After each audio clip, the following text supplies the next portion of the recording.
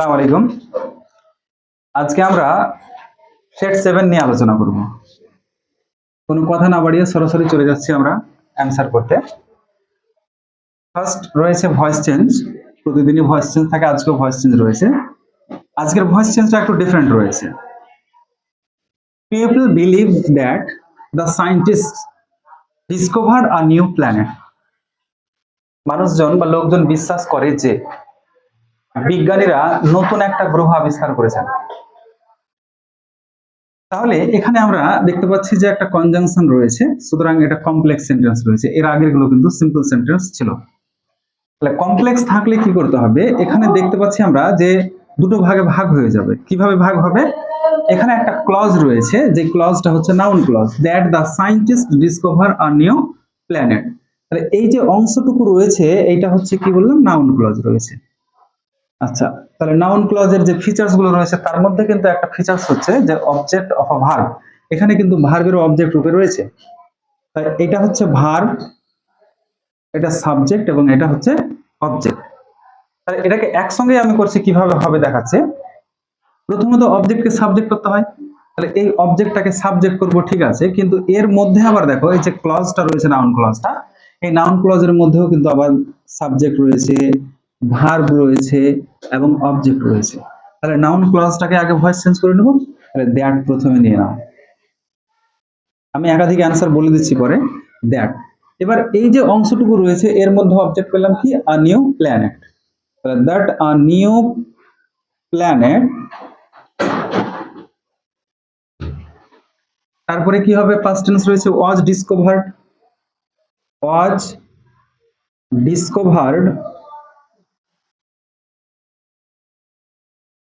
By the scientist.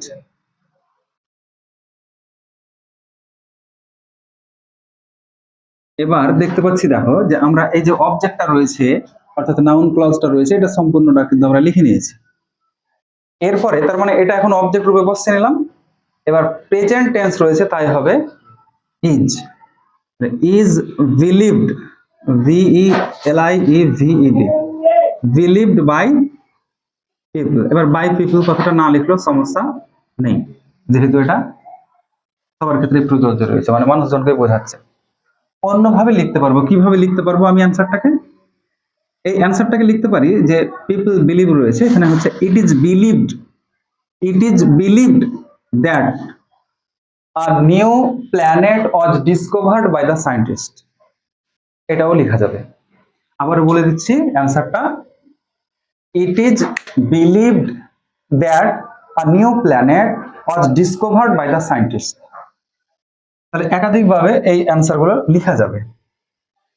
Next হচ্ছে আমাদের narration change. Narration চেঞ্জটা একটু লেভেলের আছে আর কি, আগের দিন থেকে একটু ডিফিকাল্ট রয়েছে।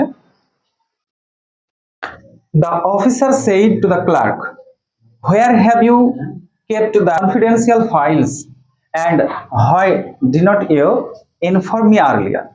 এখানে দেখতে পাচ্ছি আমরা যে এই ন্যারেশনে কিন্তু দুটো জিনিস রয়েছে, মানে কম্পাউন্ড হয়ে আছে, দুটো সেন্টেন্স রয়েছে, দুটোই কিন্তু ইন্টারোগেটিভ রয়েছে। যাই হোক, ঘুরে প্রতিদিনের মতো আমরা আজকেও SLPTS দিয়েই করব। SLPTSটা কি জিনিস বলা হয়েছে বারবার করে আর বলছি না। প্রথমে সেন্টেন্স আইডেন্টিফাই করব, কোথাকার? রিপোর্টেড স্পিচের। কি রয়েছে সেন্টেন্সটা? ইন্টারোগেটিভ। ইন্টারোগেটিভ থাকলে রিপোর্টিং ভার্বের সেড টু হয়ে যাবে আস্কড। সেড টু আস্কড হবে, লিঙ্ক আর কি হবে? WH ওয়ার্ড থাকলে WH ওয়ার্ড বসে যাবে। তাহলে জাস্ট আমরা কি করতে হবে, যে কমা ইনভার্টেড কমা রিমুভ করব, তাহলে এখানে WH ওয়ার্ডটা থেকে যাবে same. Next, P for pronoun change. Pronoun কতগুলো রয়েছে? এখানে ইউ রয়েছে। সেকেন্ড পারসন থাকলে বলেছিলাম, সেকেন্ড পার্সোনাল প্রোনাউন থাকলে রিপোর্টিং ভার্বের অবজেক্টকে বোঝায় সাধারণত। ঠিক এখানেও কিন্তু ইউ রয়েছে, সুতরাং এই ইউটাও কিন্তু এই অবজেক্টটাকে বোঝাবে। তাহলে আমরা কি করব এখন? আরেকটা জিনিস হচ্ছে T for tense change. Tense change কখন হবে? রিপোর্টিং ভার্ব যখন পাস্ট টেন্সে থাকে তখন রিপোর্টেড স্পিচের টেন্স পরিবর্তন হয়। রিপোর্টিং ভার্ব সেইড রয়েছে, সুতরাং এখানে টেন্স চেঞ্জ হবে। তাহলে হ্যাভ হ্যাজ থাকলে হ্যাড হয়ে যাবে, অর্থাৎ প্রেজেন্ট পারফেক্ট থাকলে পাস্ট পারফেক্ট হবে। এটা প্রেজেন্ট পারফেক্ট রয়েছে, পাস্ট পারফেক্ট হবে, জাস্ট হ্যাড হবে এখানে।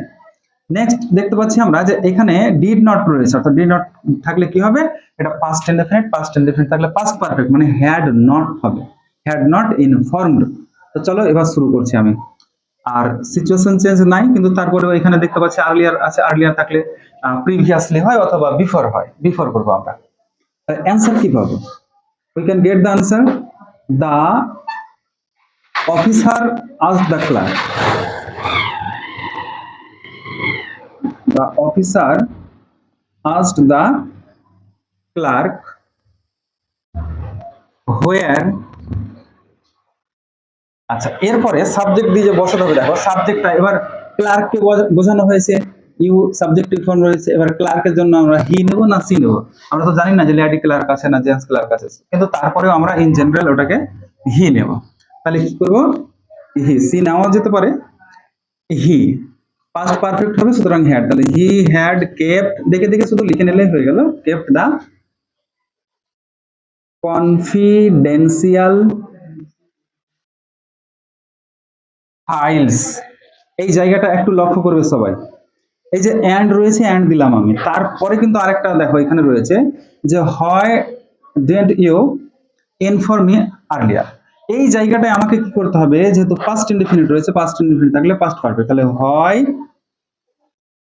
হয় আছে বসে নিলাম, হয় সাবজেক্ট কি এর, সাবজেক্ট ইউ, ইউ মানে এখানে হি করবো, তাহলে কেন, যে ক্লার্ককে বোঝানো হয়েছে, তাহলে হয় he had not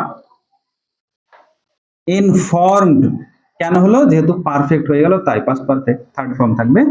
informed me বলেছে মানে কাকে, ফার্স্ট পারসন থাকলে সাবজেক্টকে বোঝায়, তাহলে তাকে, হিম। বিফোর বা প্রিভিয়াসলি, আর্লিয়ার থাকলে সাধারণত বিফোর বা প্রিভিয়াসলি। আরেকবার বলছি, এই জায়গাটা একটু বোঝার জায়গা আছে। এই যে এখানে দুটো সেন্টেন্স রয়েছে এন্ড দ্বারা যুক্ত রয়েছে, একটা যদি অ্যাসার্টিভ থাকতো আর একটা যদি ইন্টারোগেটিভ থাকতো, তাহলে ইন্টারোগেটিভের জন্য আমরা যেমন আস্ক নিয়েছি, অ্যাসার্টিভের জন্য তখন আমরাকে টোল্ড নিতে হতো। এই জায়গাটা একটু খেয়াল রাখতে হবে কেমন রয়েছে সেন্টেন্সটা। নেক্সট চলে যাই নাম্বার 3। নাম্বার 3 তে কি রয়েছে, Alexander Fleming discovered penicillin. Full stop. He was a renowned bacteriologist. এটাকে বলেছে যে join into a simple sentence using noun in apposition. তাহলে নাউন ইন অ্যাপোজিশন সহযোগে যদি এটাকে আমাদেরকে জয়েন করতে হয়, তাহলে বলা হয়েছিল নাউন ইন অ্যাপোজিশনের ক্ষেত্রে কি, যে একটা নাউন থাকবে, ওই নাউনটাকে যদি ব্যক্তি হয় তাহলে কে দিয়ে প্রশ্ন করবে, আর যদি ব্যক্তি ব্যতীত অন্য কিছু হয় কি দিয়ে প্রশ্ন করবে, বিশেষ করে বস্তু হলে কি দিয়ে। এখানে একটা নাম রয়েছে, দেখি প্রশ্ন করতে করতে যাবো, তারপরে আমরা পাচ্ছি কি পাচ্ছি না উত্তর দেখা যাবে। তাহলে Alexander Fleming, who was Alexander Fleming?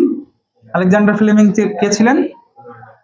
A renowned bacteriologist. Answer কিন্তু আছে আমাদের। তাহলে এই নাউনকে প্রশ্ন করে অ্যান্সার পেয়েছি, মানে নাউন ইন অ্যাপোজিশন হবে এটা, কারণ হচ্ছে নাউন ইন অ্যাপোজিশনের, সরি নাউন আছে, নাউনের অ্যাপোজিশনও রয়েছে, অ্যাপোজিশনটা কি পেলাম, এ রিনাউন্ড ব্যাকটেরিওলজিস্ট। লিখার নিয়ম বলেছিলাম অ্যান্সার লিখার, যে লিখতে লিখতে যাবে, যেখানে নাউনটা পাবে নাউনটাও লিখে নেবে। তাহলে প্রথমে নাউন আছে, লিখে নিই আলেকজান্ডার ফ্লেমিং, কমা, তারপরে লিখতে বলেছিলাম কি, যে অ্যান্সারটুকু পেয়েছে অর্থাৎ ওর যে অ্যাপোজিশন হিসেবে যে অংশটা পেয়েছে সেটা লিখে নেবে। কি পেলাম, এ রিনাউন্ড ব্যাকটেরিওলজিস্ট, এ রিনাউন্ড ব্যাকটেরিওলজিস্ট, তারপরে আবার কমা, কমা দেওয়ার পরে কি করবে, বাকি অংশটুকু লিখবে। কিন্তু আমরা তো জানি যে সাবজেক্ট দুটো হবে না, সিম্পল সেন্টেন্সে একটা থাকবে, কিন্তু আমরা লিখে নিয়েছি, সুতরাং এটা বাদ চলে। বাকি কি আছে এখন, ডিসকভার্ড পেনিসিলিন। তাহলে আমাকে লিখতে হবে এখন ডিসকভার্ড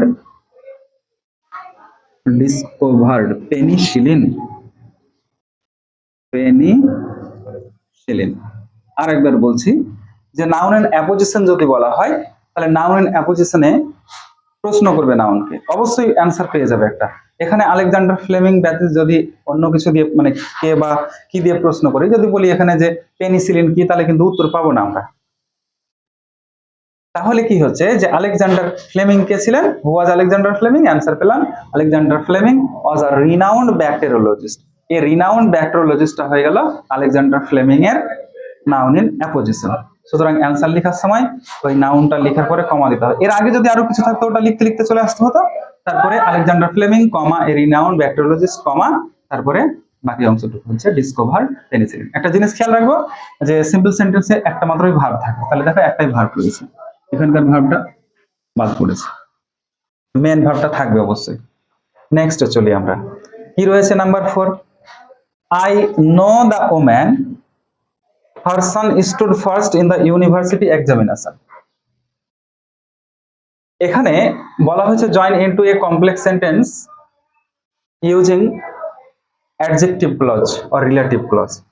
অ্যাডজেক্টিভ বা রিলেটিভ ক্লজের ক্ষেত্রে খুব সহজ একটা নিয়ম বলা হয়েছে যে দ্বিতীয় সেন্টেন্সে কোথাও প্রথম সেন্টেন্সের কোনো নাউনকে রিপিট করেছে কিনা সেটা দেখবে, বাস অ্যান্সার হয়ে গেল। প্রথম সেন্টেন্সে দেখো কি লেখা রয়েছে, I know the woman, I know the woman her son stood first in the university examination. তাহলে এই যে হার বলতে কার বোঝানো হয়েছে, এই মহিলাটার। তাহলে এই প্রোনাউন দ্বারা এই নাউনটাকে রিপিট করা হয়েছে। দ্বিতীয় সেন্টেন্সে যে রিপিট করছে প্রথম সেন্টেন্সের কাউকে, ওটা কাকে রিপিট করছে, এটা একটা ব্যক্তি। বলেছিলাম ব্যক্তি বোঝালে কি হবে, হু হবে, বস্তু বোঝালে হুইচ বা দ্যাট হবে, জায়গা বোঝালে হোয়ার, সময় বোঝালে হোয়েন। আর এখানে আমরা দেখতে পাচ্ছি যে এটা একটা ব্যক্তি, ব্যক্তি বুঝিয়েছে, সুতরাং এর পরিবর্তে লিখতে হবে আমাদেরকে, আচ্ছা হু হবে ব্যক্তি বোঝালে, ঠিক আছে, কিন্তু এখনো ভুল আছে। কেন, যে এখানে সি নেই তো, এখানে রয়েছে হার, পজিটিভ ফর্ম রয়েছে। তাহলে হু এর পজিটিভ ফর্ম কি, হু এর পজিটিভ ফর্মটা হচ্ছে হুজ। তাহলে আমাকে লিখতে হবে এইটা। অ্যান্সার কি হলো, অ্যান্সার লিখছি না, জাস্ট বলে দিচ্ছি, I know the woman whose son stood first in the university examination. এবার হচ্ছে একটা পরীক্ষা নিরীক্ষা করে দেখে নিই আমরা, অ্যাডজেক্টিভ ক্লজে কি থাকে, অ্যান্টিসিডেন্ট থাকে, নাউন প্লাস ডব্লিউএইচ ওয়ার্ড থাকে, এবং এই ডব্লিউএইচ ওয়ার্ডটা নাউনটাকে বোঝায়। ঠিক এখানে দেখে নাও যে হুজ বলতে কার বোঝানো হয়েছে, মহিলাটা। তাহলে ঠিক আছে, ডব্লিউএইচ ওয়ার্ডের আগে নাউন আছে আর নাউনটাকে বোঝানো হয়েছে, তাহলে অ্যান্টিসিডেন্ট আমরা পেয়ে গেছি, অ্যান্টিসিডেন্ট আছে, সুতরাং অ্যাডজেক্টিভ ক্লজ হয়ে যাচ্ছে। তাহলে I know the woman whose son stood first in the university examination. Next, very few novels in English literature are as influential as Paradise Lost. এখানে প্যারাডাইস লস্ট কি, প্যারাডাইস লস্ট কিন্তু কোনো নভেলের নাম নয়, it is an epic. এটা হচ্ছে একটা epic, জন মিল্টনের লেখা এপিক। এটা পাবলিশড হয়েছিল 1667-এ। তাহলে very few novels in English literature are as influential as Paradise Lost. Comparative degree করতে বলেছে, আমি বলেছিলাম কম্পারেটিভ বা সুপারলেটিভ যাই করি না কেন আমরা সাবজেক্ট দিয়ে শুরু করবো। তাহলে সাবজেক্ট কি রয়েছে এখানে, প্যারাডাইস, প্যারাডাইস লস্ট। সাবজেক্টের পরে ভার্ব হয়, ইন জেনারেল ভার্ব, যেহেতু প্যারাডাইস লস্ট একটা বইয়ের নাম, তাই আমরা কি করলাম এখানে এপিকের নাম, তাই আমরা ইজ লিখলাম, একটা যেহেতু বোঝাচ্ছে। এখানে ভেরি ফিউ নভেলস বলেছিল বলে কিন্তু এখানে আর লেখা হয়েছিল। আচ্ছা 3 নম্বরে কি বলেছিলাম, ফার্স্ট হয়ে গেল সাবজেক্ট, সেকেন্ড হচ্ছে ভার্ব, থার্ড বলেছিলাম যে ডিগ্রি করছি, কম্পারেটিভ ডিগ্রি হলো কম্পারেটিভ ফর্ম। তাহলে কোনটা কম্পারেটিভ ডিগ্রি হবে, অর্থাৎ এখানে যে ইনফ্লুয়েন্সিয়াল রয়েছে, ইনফ্লুয়েন্সিয়াল, তাহলে এখানে কিন্তু একাধিক সিলেবল রয়েছে এখানে, সুতরাং একাধিক যদি থাকে তাহলে আমরাকে কম্পারেটিভ করার সময় আগে মোর লিখতে হবে। তাহলে more influential, influential than any other হবে না, এখানে দেন মোস্ট আদার হবে। কেন, মোস্ট আদার, ভেরি ফিউ যখন থাকে তখন হয় মোস্ট আদার, আর যদি নো আদার থাকে তাহলে হতো দেন এনি আদার। তাহলে এখানে কি হলো, দেন মোস্ট আদার, কি most other novels in English literature, novels in English literature.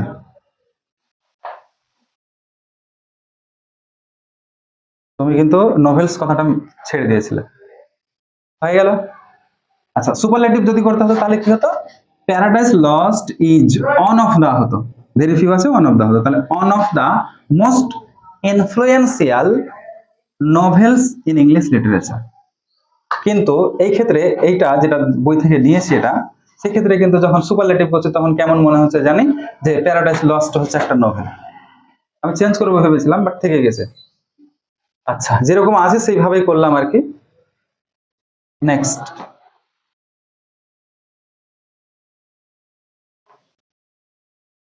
Next কি রয়েছে আমাদের এখানে, neither of the two proposals dash is or have acceptable to the committee. এটা হচ্ছে subject verb agreement. neither of the, either of the, on of the, each of the, এগুলোর পরে plural noun থাকে ঠিকই, কিন্তু ভার্ব সিঙ্গুলার হয়, কারণ ওগুলো সিঙ্গুলারকে বোঝায়। তাহলে এখানে neither of the two proposals রয়েছে ঠিক, কিন্তু এটা হচ্ছে সিঙ্গুলার, মানে এই যে দুটো প্রপোজালের মধ্যে কোনোটাই না বোঝাচ্ছে, সুতরাং এখানে সিঙ্গুলারকে বোঝাচ্ছে, তাই হবে ইজ। আগেও বলা হয়েছিল সেম জিনিস। নেক্সট হচ্ছে 10 কিলোমিটারস। 10 কিলোমিটারস, এই 10 কিলোমিটারসটা হচ্ছে এখানে একটা স্পেসিফিক ডিস্টেন্স, এটা একটা ইউনিট বোঝাচ্ছে। 10 কিলোমিটার একটা নির্দিষ্ট পরিমাপকে, ইউনিটকে বোঝাচ্ছে, তাই এখানে সিঙ্গুলার ধরা হবে এটাকে, আর ভার্ব হবে সিঙ্গুলার ইজ। আর তাছাড়া দেখো এখানে লেখাই আছে, এ লেখা আছে, a long distance. Mister Sen recovered after 2 weeks. Recovered এর ফ্রেজাল ভার্ব হচ্ছে কেম রাউন্ড। এমনিতে রিকভার কাম রাউন্ড, কিন্তু পাস্ট টেন্সে রয়েছে, তাই কেম রাউন্ড করতে হবে। নেক্সট হচ্ছে cholera had spread in Kolkata. Spread রয়েছে ঠিক, কিন্তু এখানে হ্যাড স্প্রেড, সুতরাং স্প্রেড রয়েছে পাস্ট পার্টিসিপল ফর্মে, তাই আমরাকে ব্রেক আউটের পরিবর্তে লিখতে হবে ব্রকেন আউট, লিখতে হবে ব্রকেন আউট। নেক্সট হচ্ছে এই কয়েকটা জিনিস দেখো, এগুলো তো সব বুঝেছো ভালোভাবেই। নেক্সট চলে আসছি,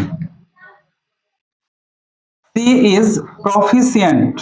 সি ইজ প্রফিসিয়েন্ট, প্রফিসিয়েন্টের পরে বসে in, proficient in French, but deficient in, ডেফিসিয়েন্টের পরেও ইন বসে, ইন স্পোকেন ইংলিশ।